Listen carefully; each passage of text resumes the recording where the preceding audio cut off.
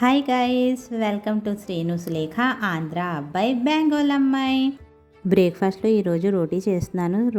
పిండిలో నేను లైట్గా salt, sugar and 1 spoon oil గోరొచ్చు వేడి నీళ్ళతో కలుపుకున్నాను. సో ఇలా బాగా కలుపుకున్న తర్వాత మూత పెట్టేసి ఒక 15 మినిట్స్ రెస్ట్ కోసం వదిలేస్తే రోటీ చాలా సాఫ్ట్గా రెడీ అవుతుంది.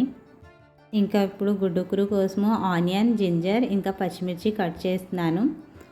మా సండే అయితే మార్నింగ్ ఎగ్తోనే స్టార్ట్ అవుతుంది.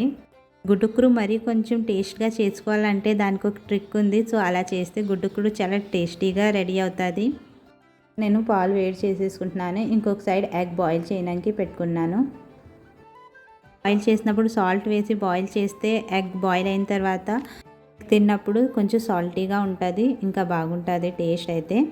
ఇంకప్పుడు రోటీ అయితే చేసేసుకుంటున్నాను. రోటీ అయిన తర్వాత గుడ్డుకురు చేస్తాను ఒక ట్రిక్స్తోని. సో అలా ఆ ట్రిక్తో చేసిన వల్ల గుడ్డుకురు టేస్ట్ అయితే చాలా బాగుంటుంది.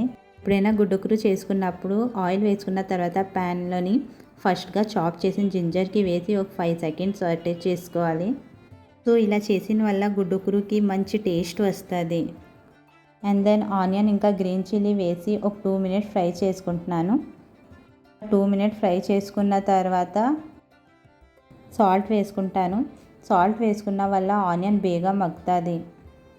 కర్రీ లీవ్స్ వేసుకున్న తర్వాత ఆనియన్ కలర్ గోల్డెన్ బ్రౌన్ అయిన వరకు బాగా ఫ్రై చేసుకోవాలి. ప్లీజ్ మా ఛానల్కి సబ్స్క్రైబ్ చేసుకోండి. ఆనియన్ కలర్ ఇలా గోల్డెన్ బ్రౌన్ అయిన తర్వాత 1/2 స్పూన్ పసుపు యాడ్ చేసుకుంటున్నాను. ఇంకా 1/2 స్పూన్ కారం. సాల్ట్ అయితే ఫస్టే యాడ్ చేసేసుకున్నాం కదా ఆనియన్ సాఫ్ట్ అవడానికి. సో ఇంకా ఇవన్నీ వేసుకున్న తర్వాత ఒక 2 మినిట్స్ మీడియం ఫ్లేమ్లోనే అలా కలుపుకుంటూ ఉండాలి. కలుపుకున్న తర్వాత ఒక 4 ఎగ్స్ నేను బ్రేక్ చేసి వేసుకుంటున్నాను.